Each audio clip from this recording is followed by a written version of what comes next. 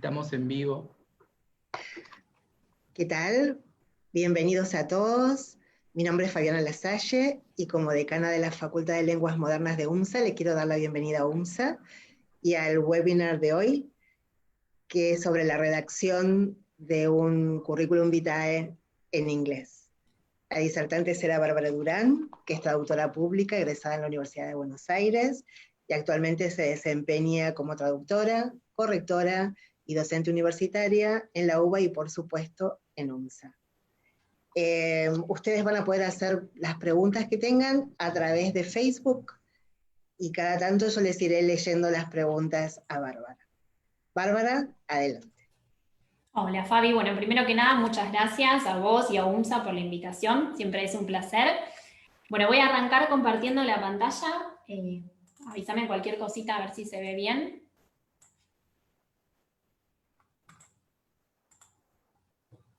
¿Estamos bien ahí? Perfecto. ¿Estamos bien? Excelente. Bueno, muy bienvenidos a todos. Vamos a empezar con este webinar que básicamente la idea es dar una pequeña introducción y un pequeño paneo general a lo que tiene que ver con la redacción de un currículum en inglés, ¿sí? Para ello vamos a empezar con una pequeña introducción a la generalidad de los CVs y qué es importante considerar y tener en cuenta cuando encaramos la redacción de nuestro CV, ¿sí? De nuestro currículum. Lo primero y fundamental, y que quizás parece una pregunta sencilla, pero que no siempre tenemos en cuenta, es ¿cuál es el objetivo de mi CV? ¿Sí? ¿Qué es lo que yo quiero lograr con ese CV que yo voy a enviar? Por supuesto que el objetivo principal y general que siempre tenemos detrás de nuestro CV, que es nuestra carta de presentación, es conseguir un determinado puesto, un determinado trabajo, llegar a un cliente. Pero más allá de eso, también hay otros pequeños objetivos que nosotros buscamos transmitir con nuestro CV. Por ejemplo, destacar nuestras competencias y habilidades. Y es decir, mostrarle a la persona que va a recibir y que va a leer ese CV que yo soy bueno para algo, para una determinada posición, para un determinado trabajo que esa persona, esa empresa está buscando. Describirnos de forma clara y concisa, pero efectiva. ¿Sí? Esta última parte es importante. Describir nuestra persona y nuestra capacidad profesional de manera clara y con un mensaje que llegue al lector y que busca generar un impacto que es que la persona diga, esta persona es la persona que yo estoy buscando para el puesto, ¿sí? A esta persona yo la quiero contratar, la quiero tener trabajando para mí o quiero que me haga un trabajo, ¿no? En el caso de cuando buscamos a través del CV conseguir un cliente o llegar a un potencial, un posible cliente. Despertar interés en el lector sobre nuestro perfil, ¿sí? Que esa persona diga, bueno, me interesa el perfil de este postulante, quiero proceder a una etapa posterior de entrevista, quiero seguir conociéndolo, saber qué es lo que tiene para ofrecer a la empresa. Y por supuesto, demostrar un correcto uso del idioma. Y esto no es algo menor, y me parece que más allá de los que por ahí estamos en la rama del idioma y que trabajamos con letras, cualquier profesional, creo que se espera de cualquier profesional que tenga un buen manejo del idioma, ¿sí? Hay errores o cosas en un CV que no pueden pasar. De hecho, cuando una persona recibe un CV, se va a fijar que esté bien escrito, bien redactado, sin faltas de ortografía. Y hoy por hoy contamos con herramientas que nos permiten eso, ¿sí? Independientemente de que sea en inglés o en español. Y creo que muchísimo menos en español, ¿no? Para los que somos nativos del español, cometer un error de ortografía, por ejemplo, en un currículum, es casi quedar descartado muchas veces en la búsqueda, ¿no? Bien, una pregunta muy común es, ¿está bien mandar el mismo CV a distintas postulaciones? O sea, ¿puedo tener un modelo de CV y lo mando a distintas postulaciones que encuentro? Bueno, la verdad que en general siempre es bueno adaptar y ayornar nuestro CV a lo que tiene que ver con la postulación a la que nos vamos a presentar, ¿sí? Para ello es muy importante analizar el perfil de la empresa o de la institución a la que enviaremos nuestro CV, es decir, qué tipo de empresa es, por qué se caracteriza, cuál es el rubro en el que trabaja. Evaluar con detalle los requisitos del cargo al que nos postulamos y adaptar nuestro CV en función de ello, ¿sí? ¿Qué quiere decir esto? Cuando nosotros vemos una determinada postulación, un determinado trabajo, puede ser que abarque uno de los aspectos en los que nosotros nos desarrollamos profesionalmente, ¿sí? Por ejemplo, para dar un ejemplo práctico, no es el mismo el CV que yo enviaría si me postulo para un puesto de traducción que para el caso de una universidad, así como docente universitaria. No es la misma la información que yo voy a remarcar y resaltar en ese CV, porque es distinto el rol y la función que voy a cumplir en cada espacio, ¿sí? En uno resaltaré más mi capacidad docente, la comunicación con las personas, en el otro quizás más la atención al detalle, la posibilidad de trabajar aún solo, digamos, la parte autónoma que muchas veces tiene el traductor. Eso es muy importante, ¿sí? Lo que no implica, y esto también es muy importante, mentir. Porque también escuchamos muchas veces, bueno, hay que adornar el CV, hay que adornar, no sé, a mí se me ocurre ponerle un marco de flores, la verdad es que adornar no es una opción, creo, válida al momento de elaborar un CV y agregar información que sea mentira, porque realmente nos puede costar en algún momento perder ese proceso de selección o ese potencial cliente al que nosotros queremos llegar, ¿sí? Si hay alguna característica que piden de nosotros y que nosotros quizás no tenemos, por ejemplo, no sé, uso excelente de una determinada herramienta, más vale poner en nuestro CV, me interesa aprender, me interesa tener conocimiento sobre una determinada herramienta, más que decir, sí, soy bárbaro, soy genial con esta herramienta y al momento de tener que hacer una evaluación o de estar trabajando y tener que usarla, no saber por dónde empezar, ¿no? Y bueno, identificar la información relevante dentro de mi experiencia en función del puesto, ¿sí? Esto también muchas veces nos pasa que queremos poner un montón de cosas, que hicimos, no sé, un curso de capacitación, de tejido en crochet, o no sé, y que la verdad es que por ahí está buenísimo, pero no tiene que ver con la postulación a la que yo me voy a presentar. ¿Qué tan largo debe ser mi CV? Bueno, este es un tema también, ¿no? Es debatido y hay muchas opciones, hay muchas posibilidades.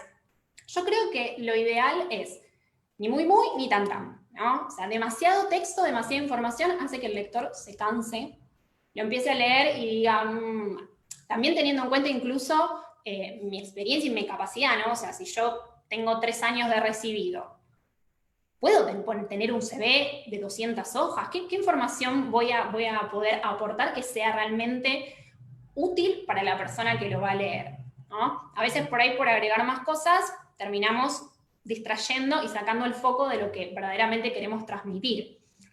Y tampoco ir al otro extremo, ¿sí? Si por ahí no tengo tanta experiencia laboral, bueno, puedo reforzar eso con lo que tiene que ver con mis estudios, ¿sí? Si no tengo experiencia laboral, por ejemplo, en lo que es el ámbito de la traducción, bueno, puedo poner mi carrera, los cursos de capacitación que he realizado, voluntariados. Hay una famosa regla que siempre nosotros mencionamos mucho los traductores a lo largo de la carrera, cuando hablamos también de lo que es traducción de CV, que va variando el número, ¿sí? 10 seconds, 20 seconds, pero el objetivo de esta 10 seconds rule es básicamente transmitir esa idea de que el lector, la persona que recibe nuestro CV, tiene que mirarlo y en 10 segundos sentirse atraído y que le dé ganas de seguir leyéndolo. Si en los 10 segundos lee las 3 primeras oraciones y ya no hay algo que le dé curiosidad para seguir leyendo, lo más posible es que lo descarte y siga con otro. Y piensen que las postulaciones a veces son masivas y mucha gente envía su CV. Bueno, ¿vamos bien hasta ahí? Bien, entonces, vamos a avanzar ahora sí un poquito más en lo que tiene que ver con lo propio y lo característico de un CV redactado en otro idioma. Y esta es una pregunta interesante, que es, ¿tengo que traducir mi CV? Y elegí esta palabra porque muchas veces uno lo que piensa al momento de decir, bueno, voy a elaborar mi CV en inglés, es agarro el que tengo en español, lo traduzco más o menos, y lo mando. Y la realidad es que muchas veces no es tan así. No es tan así porque, volviendo a esto de a dónde mando mi CV, quién lo va a recibir, las empresas, las entidades que se encuentran detrás de esa persona que está buscando a alguien para un puesto, tienen determinadas características, tienen determinados protocolos que no necesariamente se dan en una empresa, por ejemplo, hispanohablante, y es distinto a lo que se puede ver en el ámbito anglosajón, ¿sí? Nosotros vamos a ver ahora algunas características que son propias de un CV redactado en inglés, que quizás no es exactamente igual que lo que vendría a ser un CV en español. ¿sí? Seguramente habrán escuchado hablar de también el resume, ¿sí? Que se habla mucho, ¿no? de ese estilo de CV. Bueno, para empezar, y es fundamental, evitar la traducción literal, ¿sí? Evitar que nuestro CV sea un calco de lo que tenemos en español plasmado al inglés, a otro idioma. Esto que hablábamos un poco antes, ¿no? Tener en cuenta las características de los CVs redactados en otro idioma, que son las que vamos a empezar a ver ahora un poquito. Tener presente los principios y reglas básicas de la empresa a la que enviaremos nuestro CV. Y, por supuesto, una vez más, hacer un uso apropiado del idioma, ¿sí? En este caso, el inglés. Y si lo vamos a hacer, lo vamos a hacer bien. Si yo voy a demostrar que sé usar el idioma, bueno, efectivamente mi CV va a ser lo primero que esa persona vea y lo primero que evalúe del uso que yo hago del inglés. Bien, puntos clave para la redacción de un CV en inglés. ¿Qué incluimos en nuestro CV en inglés? Bueno, y acá yo, digamos, elaboré un par de consultas para que nos hagamos unas preguntas para reflexionar. Datos personales. Sí, en general siempre, en todo CV nosotros incluimos nuestros datos personales, y nombre, apellido, todo lo que tiene que ver con mail, dirección de teléfono. Muchas veces hay que tener cuidado también con el tema de los números de teléfono, si nuestro CV va a ir afuera, ¿sí? Si es en búsqueda de un work and travel o de trabajar en una empresa de afuera. Bueno, ver, ¿sí? Cuáles son las características necesarias, si hay que agregar algo para que la persona se pueda comunicar efectivamente. Por eso siempre el mail es como lo más inequívoco, por así decirlo, ¿no? Referencias laborales, por supuesto, podemos incluir, pero también hay que tener en cuenta que si nosotros estamos mandando nuestro CV, por ejemplo, una empresa de afuera, y ponemos referencias laborales, tendríamos que tratar de asegurarnos de que la persona a la cual nosotros vamos a dar su número de contacto tenga un manejo del idioma, si no vaya a ser que nosotros nos postulamos para una empresa de Estados Unidos, llaman a esa persona hello, no we speak English. Y estamos ante un problema porque, por supuesto, se espera, quizás no tienen allá un hablante de español.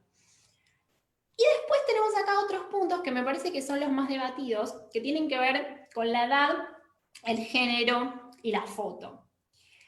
La edad puede ponerse, siempre yo creo que es aconsejable, más que la edad, si uno quiere poner, digamos, un aproximado para que lo ubiquen cuántos años tiene, quizás más la fecha de nacimiento, porque la edad implicaría actualizar el CV todos los años y estar atentos a eso de actualizarlo todos los años.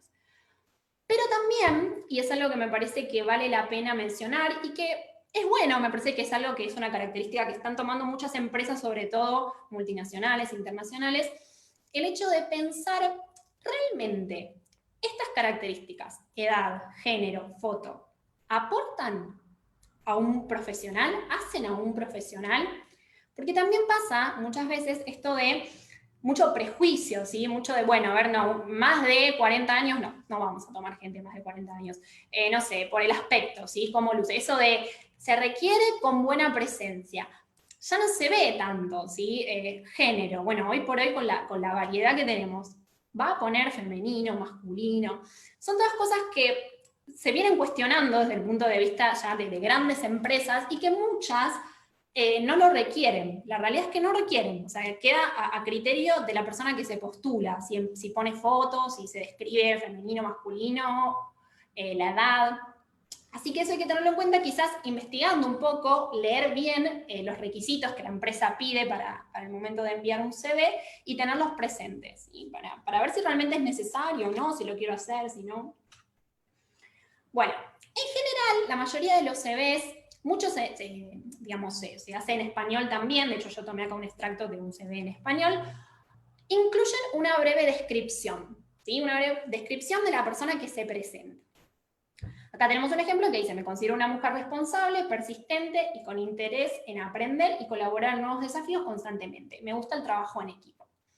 ¿Cómo traslado esto a mi CV en inglés? ¿Sí? Puedo decir, I consider myself. Bueno, la realidad es que en general, este sector del CV, que se llama profile, que tiene que ver con la descripción que hace la persona que se postula, suele tener en inglés un tono más impersonal. ¿Sí? Es muy común ver en la redacción de CVs que la descripción que hace el postulante de su persona, de sí misma, es como si hablara de otra persona, ¿sí? Se usa como una especie de tercera persona, ¿sí? Por ejemplo, highly dedicated, responsible, and determined professional who loves teamwork and with a passionate interest in keeping learning and cooperating in new challenges, ¿sí? Me distancio un poco de lo que es, ¿no? El yo, soy, yo, y se presenta más como si fuera una tercera persona.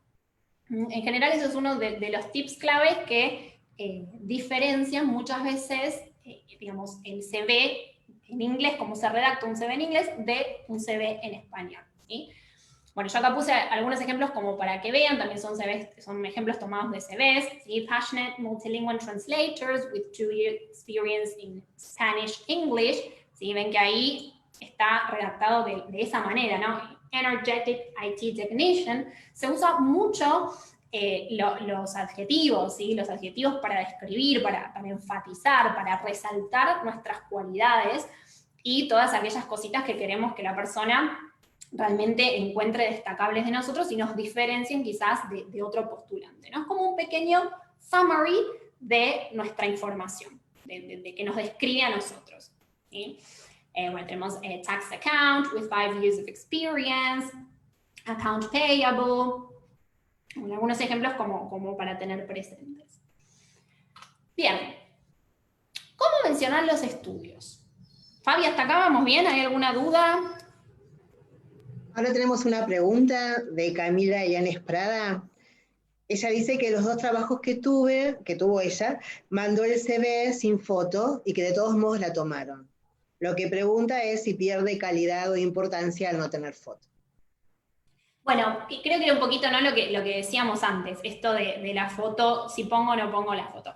Yo he llegado hasta escuchar, no me ha pasado, no lo he comprobado, digo, he llegado a escuchar, ¿no? Pero que hasta en algunos lugares lo ven como o sea, no recomendable el enviar un CV con foto. Creo que hoy por hoy ha crecido mucho todo lo que tiene que ver con los movimientos de igualdad, de todo tipo, ¿no? Social, de género, bueno, en muchos aspectos. Y que la verdad, si uno se lo pone a pensar, tiene sentido, porque, por ejemplo, yo como traductora, ¿qué cambia la manera, digamos, mi aspecto en mi calidad como profesional? Nada, ¿sí? ¿Qué cambia como docente? Bueno, por ahí los alumnos dicen, es muy más linda, más fea, pobre, me tienen que ver, pero digo, no cambia, no hace realmente, por eso digo, no, ya eso por ahí que quedó un poco más alejado el tema de, bueno, se requiere, no sé, profesional con buena presencia. ¿Qué buena presencia? Que se pare derecho y saque pecho, no sé. Es como que, bueno, me parece que ya eso se fue ayornando un poco. Y sí, la verdad es que mandar, o sea, ya el hecho de poner o no poner una foto, me parece que queda a criterio de cada uno y que se puede evitar perfectamente, no es necesario. Hay mucho se ve que por la experiencia, por la calidad, por los estudios, describen mucho más que una foto, ¿no? Así que nada. Te hago un agregado, les comento. Tanto como decana de la Facultad de Lenguas Modernas de UMSA, como también directiva de otro terciario, en mi experiencia, cuando recibo CVs de docentes, no me interesa para nada mirar la foto. Lo que me interesa es ver si tienen el título, qué experiencia laboral, qué cursos de perfeccionamiento hicieron, pero la verdad, como vos decís, es un agregado que no suma demasiado. Solo Claro, eso claro. Perfecto, no, sí, tal cual, me parece que va por ahí, ¿no? Por demostrar nuestras habilidades desde otro lado, ¿no? O sea, a veces es mejor asegurarnos de que el CV esté bien redactado, bien hecho, que cumpla el objetivo que nos propusimos, que tan bien o que tan mal salía en la foto. Sí, no quiero olvidarme de mencionar, la que sacamos del tema, si eligen una foto, ojo con la foto, o sea, elijamos una foto que tenga que ver también con el profesionalismo que queremos transmitir, ¿sí? No una en la playa colgada, una palmera o el fin de semana que salí con amigos. No, porque por supuesto no tiene nada que ver, todos sabemos que tenemos vida social y amigos y familia, pero que dé un perfil profesional. Pero bueno, en cualquier caso, también pueden evitar la foto y se ahorran la elección y la selección.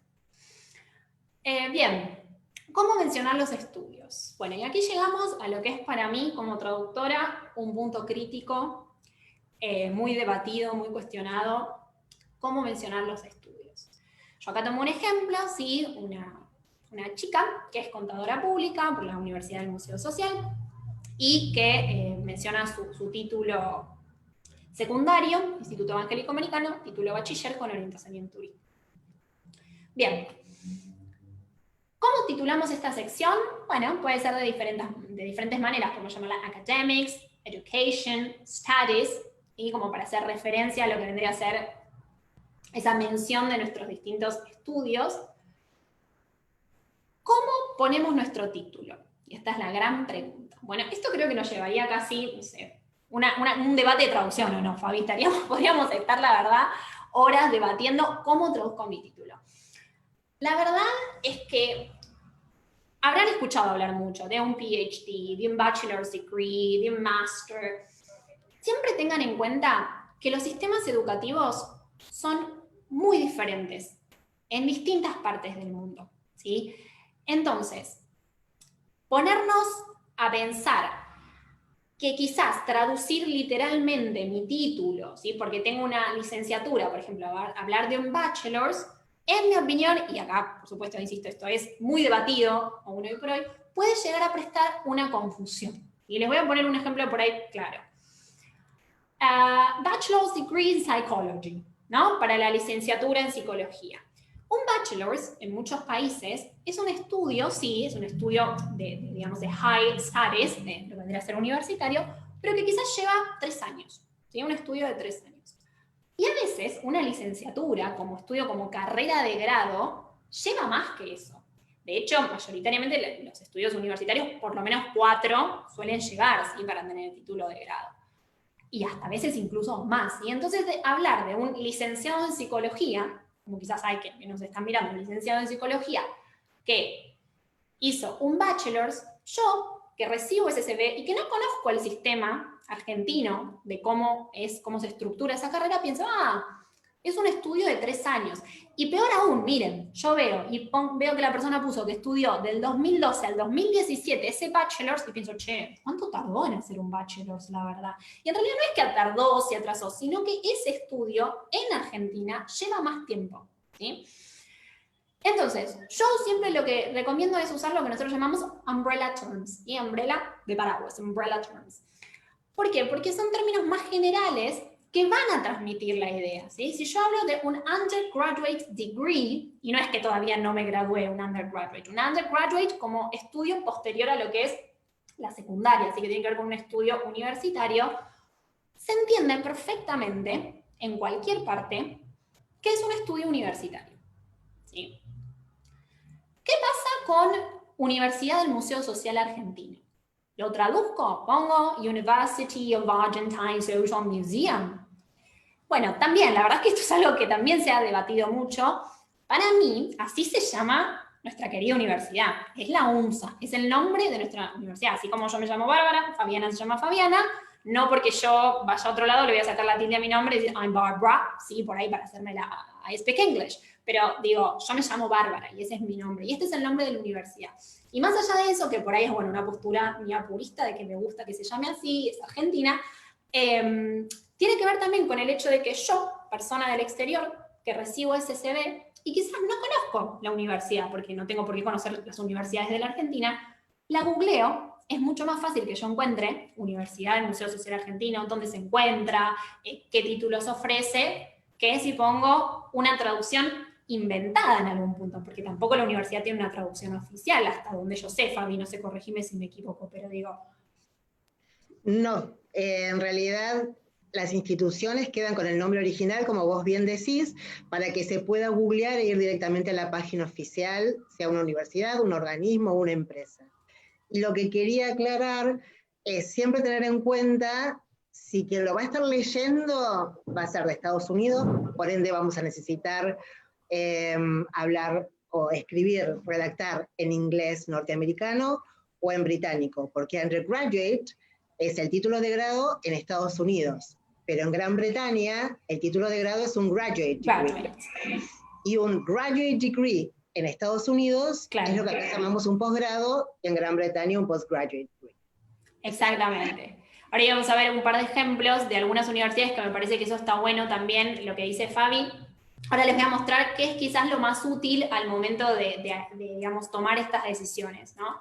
Que a veces son confusas. Bueno, lo mismo, un high school degree, ¿sí? High school degree, hablamos de high school degree, se entiende. Tengo que traducir Instituto Evangélico Americano. La verdad es que también es lo mismo que decíamos antes, es el nombre de la institución. Muchas veces hay gente que opta por poner entre paréntesis high school, pero acá me parece que no es necesario, porque si ya estoy diciendo que es un high school degree, ¿dónde voy a obtener un high school degree que no sea en un high school? ¿No? Y con respecto a lo que decía Fabi, siempre es interesante hacer una pequeña investigación con universidades de allá, ¿sí? Con esto que, por ejemplo, Fabi decía de lo que es undergraduate, graduate, porque ahí ustedes van a encontrar cuál es la denominación que ellos utilizan para los distintos estudios, ¿sí? Por ejemplo, la Universidad de Oxford, ¿sí? Undergraduate admissions, ¿sí? Distinto a lo que son los graduates, que ya requieren ahí un estudio previo. Tenemos, por ejemplo, en la Universidad de Cambridge, usa undergraduate para lo que son los estudios de grado y un postgraduate, que era lo que mencionaba Fabi, para hablar de los estudios de posgrado. ¿Sí? Eso siempre es como decía Fabi. Lo mismo que nos pasa cuando nosotros vamos a redactar nuestro CV, si no sé, quiero usar la palabra color o color, ¿sí? Sí, ¿para dónde lo voy a mandar? ¿Cómo lo voy a escribir? Porque quizás a nosotros decimos, bueno, pero ¿qué cambia? Es inglés. Sí, pero la persona que lo va a leer se va a sentir extraña, ¿sí? Va a sentir eso de, y este no es mi inglés. Y es como cuando nosotros por ahí, seguramente les ha pasado, leen alguna traducción de un libro del español de España, ¿sí? Y uno de repente dice, pero ¿qué está hablando este señor? Y está en español, sí, está en español, pero uno lo siente ajeno. Entonces, eso también es interesante, ¿no? Poner decir, bueno, ¿dónde voy a mandar mi CV? Y en función de eso también, cómo lo voy a preparar, cómo lo voy a redactar. Otra cosa para la que me parece importante y útil usar estas páginas es para ver cómo denominan a las distintas carreras. Y eso también muchas veces es útil, porque yo ahí, ¿cómo pongo que soy, no sé, que estudié ingeniería en alimentos? Bueno, en muchos casos hay carreras que se estudian en todo el mundo, ¿no? Entonces, quizás es más fácil buscar, intentar encontrar un equivalente, algo que la persona lo lea y le suene, ¿sí? Diga, ah, sí, esta carrera que también existe, y no por ahí intentar una traducción medio así, tirada de los pelos, que no transmita del todo, digamos, el sentido, ¿no? Que nosotros queremos transmitir. Sí, Fabi, ¿querías comentar algo? Nos había quedado una pregunta pendiente que en parte la contestaste, de Celeste Fontana, que siempre tuvo la duda de cómo ponía su título en un CV, que ella es licenciada en Marketing y Técnica Superior en Administración. Bueno, Claro, algo ya bueno. le respondiste. Sí, tal cual. Bueno, marketing, ¿no? Pero digamos, business administration, se usa mucho para lo que es administración. Y bueno, un poco creo que, bueno, yo ya les di, digamos, mi percepción de por ahí usar términos más generales, ¿no? Mucha gente también lo que hace, es verdad, es que pone, por ejemplo, si tienen una licenciatura, le agregan antes la cantidad de años que toma, ¿sí? No la que les llevó solamente, sino, por ejemplo, no sé, 4 years bachelor's degree en, ¿sí? Y ahí están aclarando de cuántos años es esa licenciatura, ¿no? Pero si ustedes, digamos, usan esos términos más generales de graduate, undergraduate, postgraduate, también, digamos, van a cumplir esa función y se va a entender perfectamente sin ningún problema. Bueno, agregar otra información a nuestro CV que solemos incluir, como ser, por ejemplo, key skills. Key skills. Que, para mencionar nuestras habilidades, ¿no? ¿En qué somos buenos? ¿En qué nos destacamos? ¿Qué queremos mencionar como agregado independientemente de nuestros estudios, de los cursos que hayamos tomado? ¿Sí? Eso es algo interesante que también se hace mucho en los CVs. Excellent verbal, non-verbal, and written and communication, cultural awareness, intelligence, time management, ¿sí? Distintas características que está bueno mencionar y seleccionar en función de lo que somos buenos nosotros. Y viene aquí, languages. Y acá voy a citar a una gran profesora mía muy querida, decana de esta facultad, aquí presente, para que vea que yo fui alumna, por supuesto, y que he aprendido. Cuidado con esto, por favor, porque es muy común ver en CVs traducidos al inglés idiomas, como idioms. Y ahí creo que Fabi ya le dio algo. Sí, no, por favor. No, never, never. Y también al revés, ¿sí? Languages al español como lenguajes. Tampoco. A ver, idiomas, languages. Y esa es la manera en la que nosotros nos vamos a referir a esa sección. Los idiomas que hablamos son languages, no son idioms, no son ninguna otra cosa, eso los dejamos para las idiomatic expressions. No va por ahí, ¿sí? La sección con la que titulamos nuestros idiomas es languages.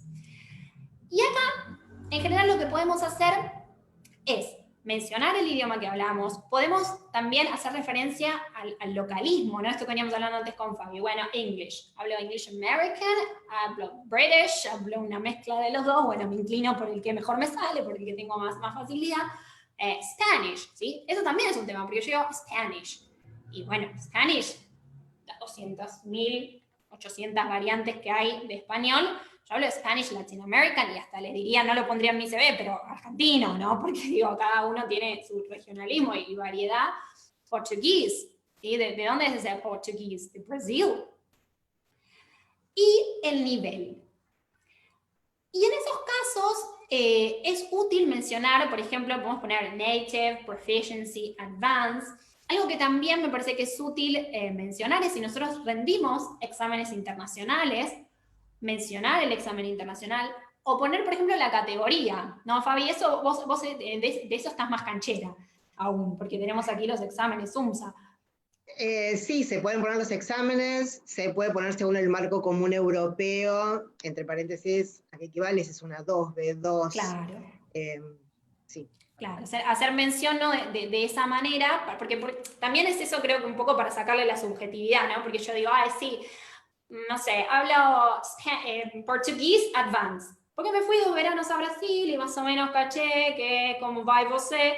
No, bueno, tengo que acreditar, ¿no? Y que es advanced también, ¿no? Para mí, que es advanced para la persona que percibe, que lo lee, ¿no? Porque eso también nos puede generar un problema, ¿no? No sé, yo pongo advanced porque para mí advanced es más o menos, leo, escribo, entiendo, y en realidad por ahí se espera otro nivel. Entonces, con esto que decía Fabi, que son, digamos, universales.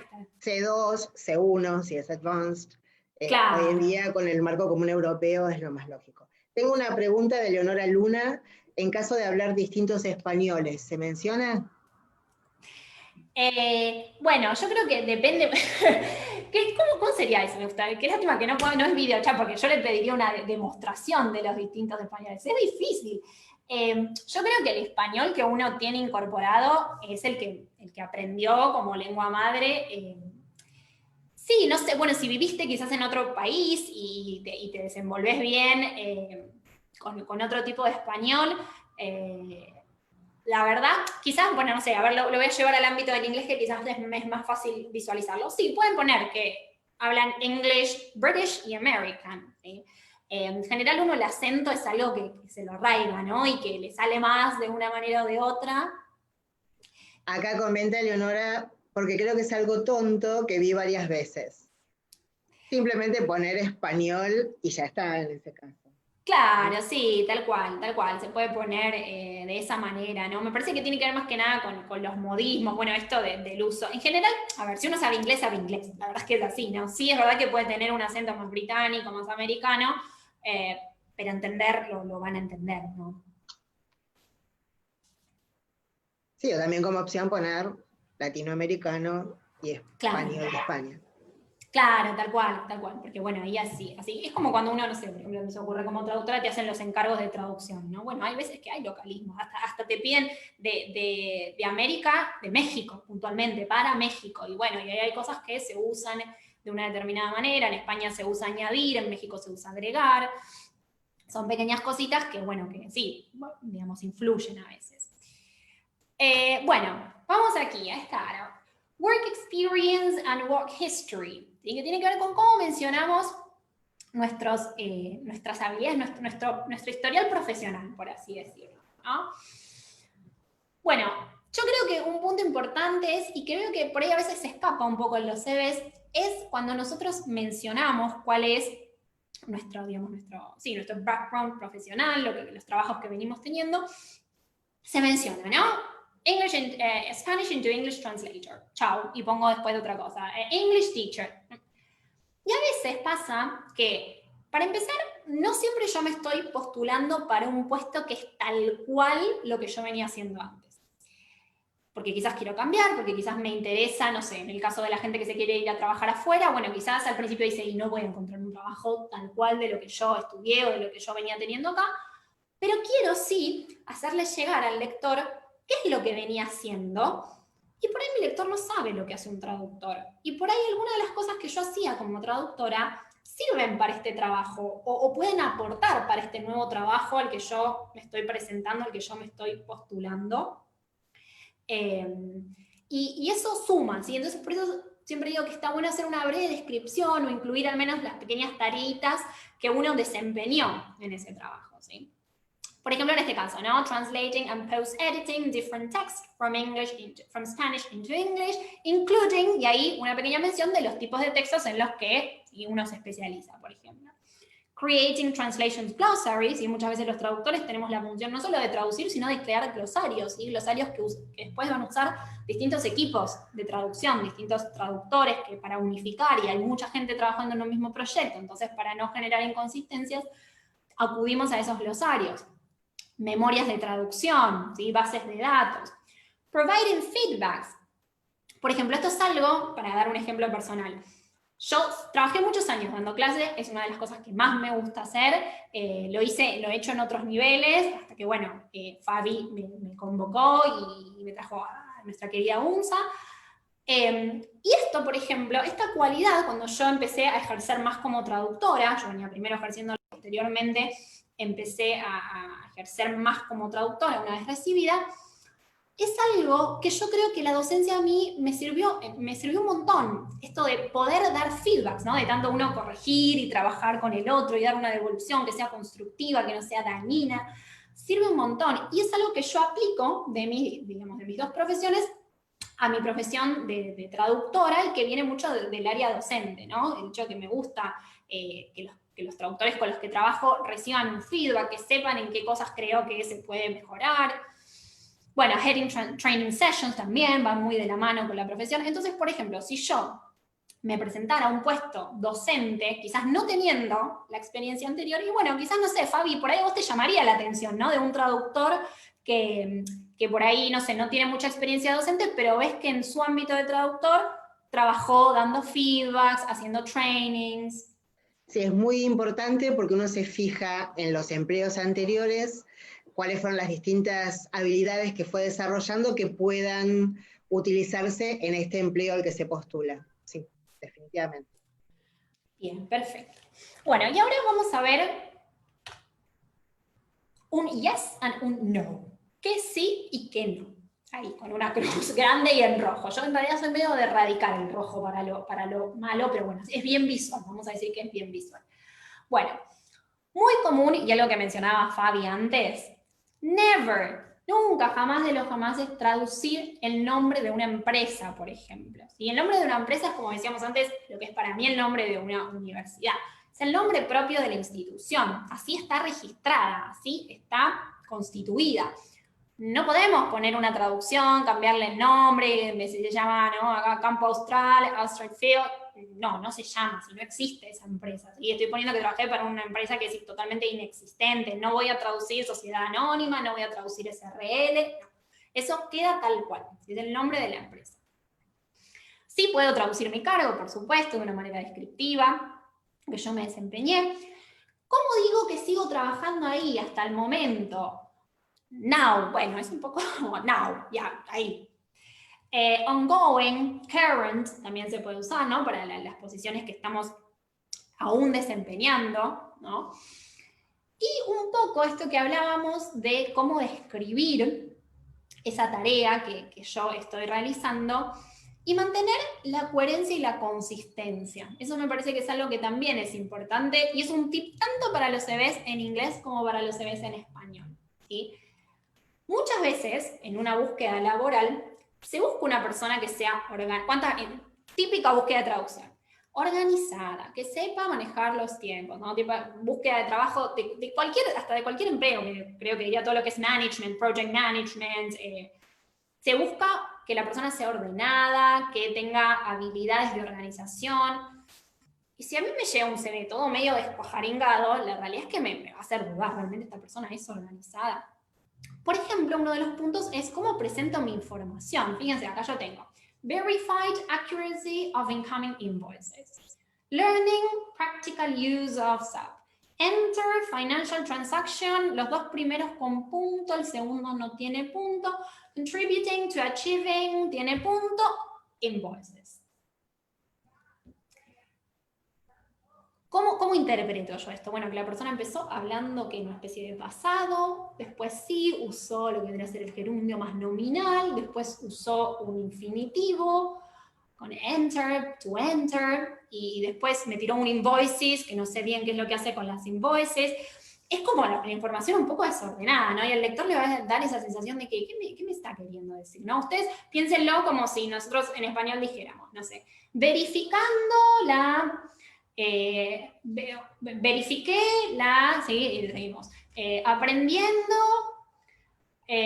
agregamos o ingresamos información, contribuir, facturas. Es como así medio un rejunte de información puesta, agarré, copié, pegué, lo tiré en el Google Translate y lo pegué. Entonces, para eso, en general yo siempre recomiendo lo que vendría a ser ese gerundio nominal, que tiene que ver un poco con esa idea del infinitivo nuestro en español, ¿no? Que por ahí que nosotros no sé, evaluar, tal cosa, verificar, ¿sí? Porque me parece que, bueno, es mi caso el favorito, puede haber otras opciones, pero sí mantener una coherencia y un orden, ¿sí? Mantener la puntuación. Si uso todas estructuras nominales, no agregué acá, pero es como si yo en uno también ponga I help people y de repente meto un I y un she, un he y es como medio una ensalada. Entonces, mantener el orden es importante. También habla de un buen uso del idioma, así de cómo sé organizar mis estructuras, estas bullet lists, que se mantienen coherentes y que, bueno, visualmente también proponen algo ordenado y agradable a la lectura. Bien. Tengo una pregunta, Bárbara. Analía Cipolone pregunta si up to present puede servir en vez de ongoing. Bueno, sería up to the present. Up to the present. Sí, tal cual. Sí, sí, lo que evitaría por ahí es el poner now, así como tal. Sí, up to the present. Bueno, dijimos otra opción, current, ongoing, sí. Y sí, es algo, como pusimos antes, que tiene que ver con un periodo que ya culminó. En general se usan así con los dashes, November, June y los años, ¿no? Bueno, bien. Se me está... A ver, y lo otro que iba a mencionar es la importancia del uso de las herramientas, ¿sí? Las herramientas con las que nosotros trabajamos, por ejemplo, para redactar nuestro CV. En general, por ejemplo, Word proporciona, yo creo que es la herramienta de excelencia por naturaleza, y me parece que es la más útil para este tipo de cosas y la que nos va a marcar, efectivamente, si hay errores. Y no dejen de pasar el corrector ortográfico, no dejen de usar lo que se llama el calderón, que es este simbolito que tenemos acá, que nos marca si hay dobles espacios, por ejemplo, ¿sí? Que a la vista por ahí uno dice, no se nota, y una persona entrenada que lee mucho CV, se da cuenta si hay un doble espacio, un triple espacio, y por supuesto, la ortografía, ¿sí? No puede haber un CV con faltas de ortografía. Eso es fundamental, porque queda totalmente descartado, me parece. Fabi, vos que has leído CVs. Fundamentales, carta de presentación, buena redacción y buena ortografía.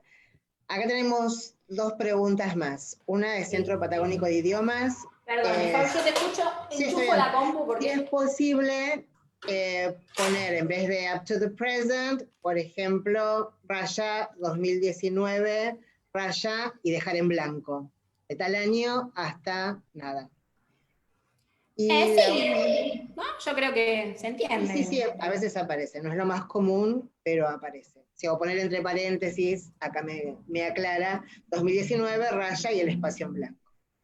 Y Camila Noel Irianes Prada pregunta si siempre conviene poner la información más actual, el último trabajo, primero. Primero. Bueno, eso es algo que me han preguntado mucho. También me preguntaron, por ejemplo, ¿qué pongo primero, los estudios o mi carrera profesional? Yo creo, me parece que esto también, a ver, no es que hay un, ya terminé, se me disparó, no es que hay un orden de, digamos, ideal en el cual uno menciona, digamos, sus estudios o sus capacidades. Sí me parece que siempre lo primero es, en general, lo que tiene mayor impacto visual. Por ejemplo, yo les decía antes, cuando yo tenía mucha experiencia docente y buscaba trabajos de traducción, en general, siempre lo primero que ponía era mi título, porque era, como por así decirlo, lo único o lo principal que yo tenía en ese área, como para que la persona que lo vea se interese por mí como traductora. ¿Sí? Hoy por hoy lo tengo dado vuelta, la verdad, mi CV. Sí, tengo traductora pública, pero digamos, el detalle de mis estudios, primero tengo, digamos, lo que es mi experiencia profesional, que es, por ejemplo, como te lo pone LinkedIn, si no estoy equivocada. Me parece que LinkedIn lo pone así, lo pone primero los estudios.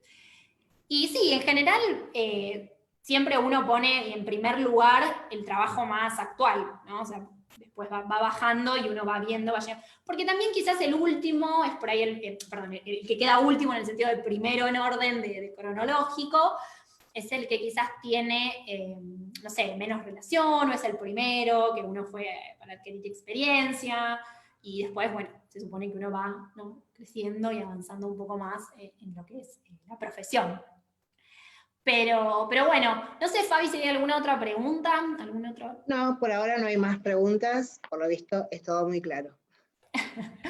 Bueno, en realidad, bueno, básicamente es un poco esto, ¿sí? Los tips en lo que respecta a la redacción de un CV. Muchas veces también podemos agregar cursos, ¿sí? En otra sección, en el courses, y ahí mencionar los distintos cursos que hicimos, con los que trabajamos. Y lo que sí me parece que está bueno también mencionar es esto de seleccionar la información que vamos a incluir y no por así decirlo, muchas veces más es menos, ¿no? No necesariamente el incluir y poner un montón de cosas en nuestro CV hace que sea más eficiente, ¿sí? La realidad es que creo que al menos en mi percepción lo que seleccioné hoy son los puntos que tienen que estar, ¿sí?, que no deben faltar para una carta de presentación. Pero ahora, si yo pongo mis hobbies, las cosas que me gustan, puede servir, digo, no sé, si por ejemplo yo me presento en un puesto que sé que requiere trabajo en equipo, ¿no? Mencionan trabajo en equipo y juego al hockey, por ejemplo. Bueno, me puede servir, la verdad que decir que hago un deporte que es en conjunto y que, no sé, no es tenis, quizás si pongo tenis no me va a servir tanto como me sirve el hockey, o que fui capitán de un equipo, puede servir, puede aportar. Ahora lo que decíamos antes, ¿no? Si yo pongo que estudié 2 años de danza clásica, sin menospreciar con el cariño que le tengo a la danza clásica, para un puesto de traductora, ¿en qué le aporta, ¿no?, la danza clásica a los traductores? Me parece, bueno, qué sé yo, uno puede decir, bueno, por el lado de la estructura y de lo que uno es perfeccionista. Sí, puede ser, pero bueno, ir seleccionando también, ¿no? Porque muchas veces uno por agregar también pone cosas que realmente resultan irrelevantes y la persona que la lee dice, ¿y a mí qué me interesa esto que me está contando? No tiene nada que ver, ¿no? Como para hacer foco un poco en eso también. Bueno, tenemos 3 preguntas. La primera de Micaela Salandra, ¿cómo se pondrían los cursos? ¿En un sector aparte? Ella dice que, por ejemplo, hizo un curso de Omega T y no sabe cómo ponerlo en el CV. Sí, lo puedes poner en un sector que sea courses, como para que, digamos, quede diferenciado de lo que es la actividad exclusivamente académica, ¿no?, que tiene que ver con los distintos pasos, los distintos niveles de educación. Se puede poner, quizás si es uno solito, lo podés agregar dentro de ese sector, como para no poner courses y de repente que haya ahí uno. Pero sí, tranquilamente, la verdad que no, digamos, no habría problema de incluirlo en lo que es studies, porque en definitiva si uno lo encabeza de esa manera, ¿no? Studies, bueno, son todos mis estudios. Bueno, Jessica Mellado pregunta si se traducen los cursos y Camila Noelia Irán Esprada vuelve pregunta en esta ocasión, ¿las jornadas de perfeccionamiento entran dentro de los cursos? Bueno, vamos primero con el Perfeccionamiento docente, supongo. Ok. Bueno, todo lo que sea para mí de carácter educativo y siempre que tenga que ver con el área en el... Vuelvo siempre a esto porque me parece importante, ¿no? Si yo hice un curso de RCP, yo hice curso de RCP, por ejemplo, para la parte docente, posiblemente tengo un plus. De hecho, yo lo hice por eso, porque estar frente a un curso realmente implica, bueno, tengo que estar atenta a cualquier cosa que pueda pasar. Ahora, yo traductora sola en mi casa, y qué sé yo, si un curso de a quién se lo voy a hacer, digamos, estoy más complicada. Auto RCP por el momento no sé, no creo que funcione. Pero sí, yo creo que siempre que sume y que aporte, sirve y se puede poner. Y respecto a la otra pregunta de si traducimos los nombres de los cursos, bueno, yo creo que se puede hacer una traducción descriptiva en ese caso, sí, porque ustedes piensen que, no sé, si yo pongo el curso, bueno, RCP justo tiene una traducción, pero bueno, cualquier otro curso que quizás sí, es un curso de acá, y no pongo de qué se trata, la persona que lo lee no entiende español no va a saber de qué es el curso, entonces no va a entender de qué es. Si ustedes, no sé, es un curso muy reconocido, que tiene, digamos, mucha importancia acá en el país, incluso pueden dejar entrecomillado el nombre oficial del curso, para que la persona también lo pueda buscar, y poner un agregado, por ejemplo, entre corchetes, con una traducción descriptiva de lo que trata ese curso, ¿no? De cuáles son las principales características que tiene ese curso y en qué se especializaron. Ahí, Fabi, estás muteada. Ahora sí, otra pregunta, esta vez de Brenda Massa. ¿Vale la pena poner los seminarios? Bueno, yo creo que todo depende de cuál es el trabajo al que nos estamos postulando y poner toda la información que contribuya a que quien esté leyendo el currículum diga, esta es la persona que necesito. Claro. Tal cual. Y también me parece que tiene que ver con la experiencia que uno va adquiriendo y con cómo va llenando su CV, ¿sí?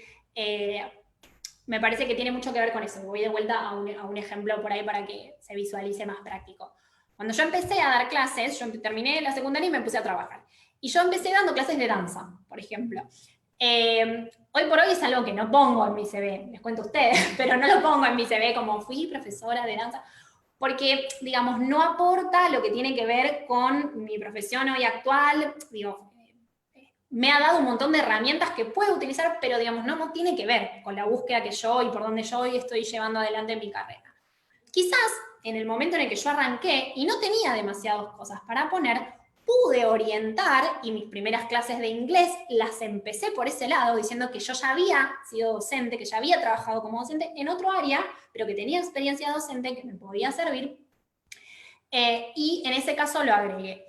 Doy este ejemplo porque me parece que va un poco por ese lado, ¿no? A medida que uno también va avanzando y creciendo profesionalmente y va acumulando y reuniendo nuevas experiencias, también se da esa posibilidad de decir, bueno, tengo más para elegir, tengo más para seleccionar. Quizás este curso que hice hoy por hoy no es tan relevante.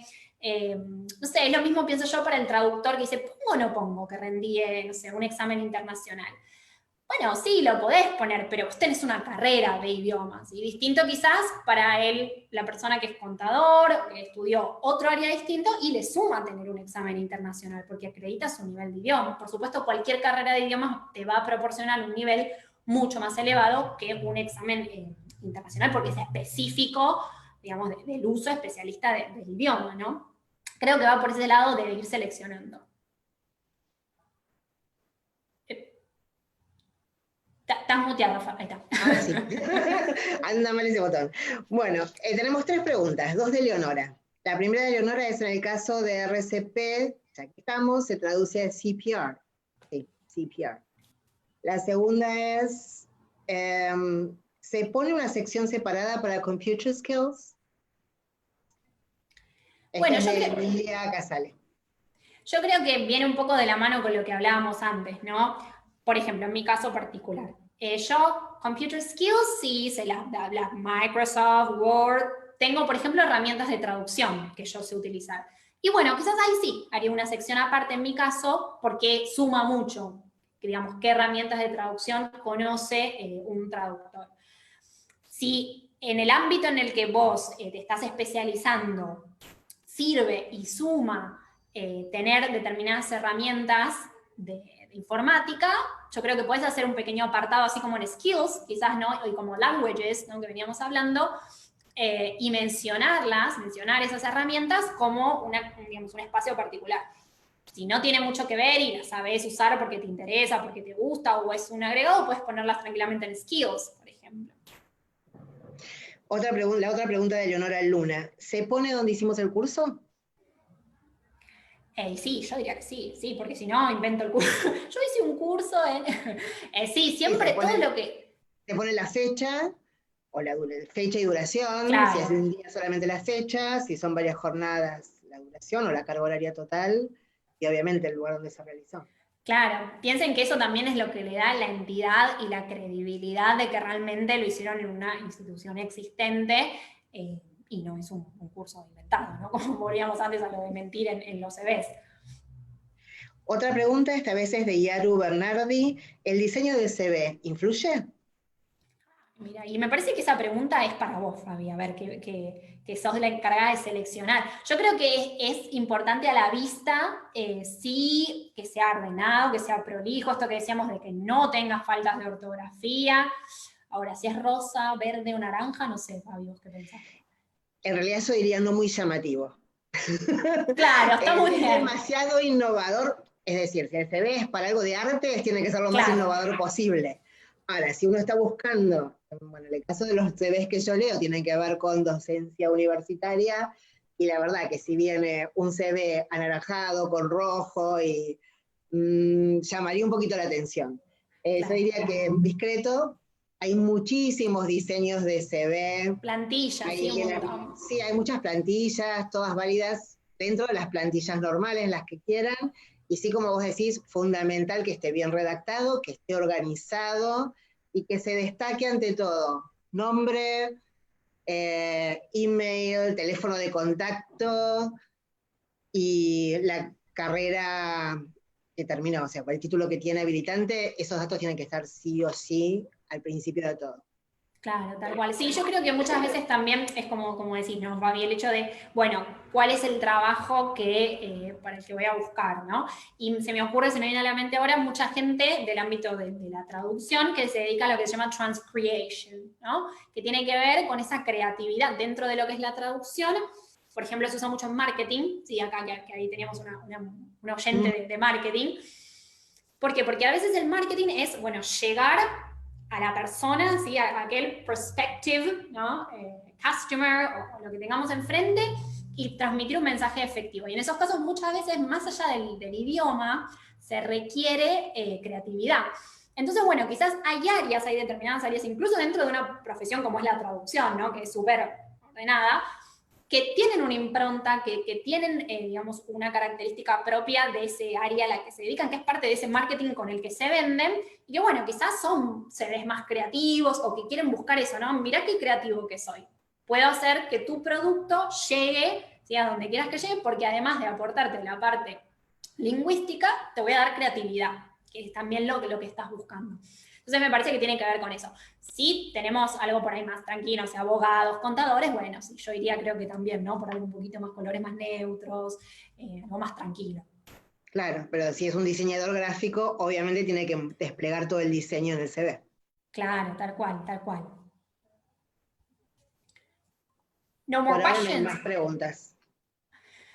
Bueno, Fabi, yo por mi parte no tengo mucho más para agregar. No sé si vos querés comentar algo o... No estábamos contestando las preguntas. Creo que por el momento, si alguien tiene alguna otra pregunta, son los últimos Es segundos. ahora. Sí quiero agradecer la participación, porque la verdad han participado con muchas preguntas y eso es muy auspicioso. Es lo que buscábamos, que Sí, tal realmente cual. Tal cual, la eh, verdad que, bueno, esta modalidad en la que estamos dando el curso, que por ahí también lleva a que no sea tan, digamos, directo tan el hecho de que, dinámico. bueno, claro, que las preguntas así aparezcan. Nada, está bueno porque me parece que es un tema que, bueno, es súper corriente, ¿no? Porque hoy por hoy las posibilidades, y fíjense, y yo pensaba un poco esto en estos días, ¿no? Hoy por hoy, trabajar para afuera, para una empresa del exterior, para una empresa que está en otro país, no implica siquiera mudarme a ese país. Digo, miren cómo nos toca hoy vivir esta pandemia, que nos encontramos trabajando desde casa y donde no es necesario que yo, para trabajar con una persona de Estados Unidos, me tome un avión y vaya a Estados Unidos. Digo, prendo la compu, sintonizo y ahí estamos. Entonces, este nuevo mundo que de repente se despierta, que ya hace un tiempo, ¿no? Con la globalización, nos abre un montón de puertas y un montón de oportunidades que me parece que hay que aprovechar, ¿no? Y que son estas herramientas, como, bueno, el idioma, fundamental, que es lo que siempre creo que hablamos desde la facultad con nuestros alumnos, ¿no? Como el idioma rompe barreras, ¿sí? No es simplemente, nada, una herramienta pura y exclusivamente académica. Tiene que ver con el hecho de también llegar a lugares a los que sin el idioma, ¿no? No llegaríamos. Entonces, me parece que está bueno eso, sí. Hay una pregunta de Micaela Salandra, traductor público, y pregunta cómo traducirlo, porque Certified Translator no es lo mismo que Sworn Translator.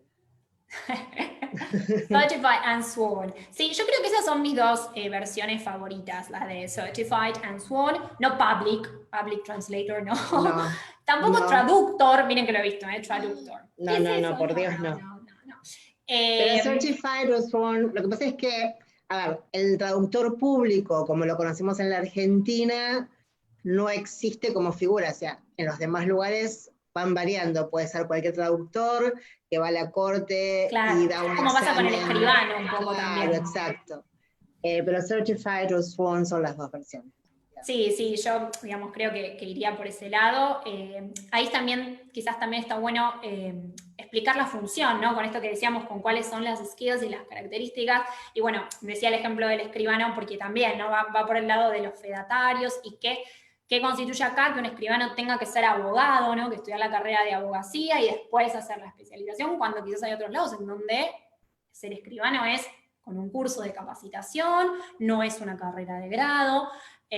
Por eso digo, o sea, todo este ámbito de la educación tiene eso de que es distinto en todas partes del mundo, es muy distinto. Entonces, a veces, para transmitir un mensaje efectivo y realmente describirme, tengo que, describirme, usar un poco más las palabras y no tanto, ¿no? Rotular quizás de una manera en que pueda ser confusa, ¿no? Y que pueda entenderse de distintas maneras. Bueno, muchísimas gracias, Bárbara, por esta charla. No, te agradecen, en los mensajes ya después los vas a ver en Facebook, que, bueno, muchos agradecen que haya sido de tanta utilidad esta charla. Y a ustedes les quiero agradecer muchísimo el que hayan participado y que nos hayan acompañado, y los esperamos para los siguientes webinars que tendremos de la Facultad de Lenguas Modernas de UNSA. Un placer haber estado con ustedes. Gracias, Bárbara. Muchas gracias.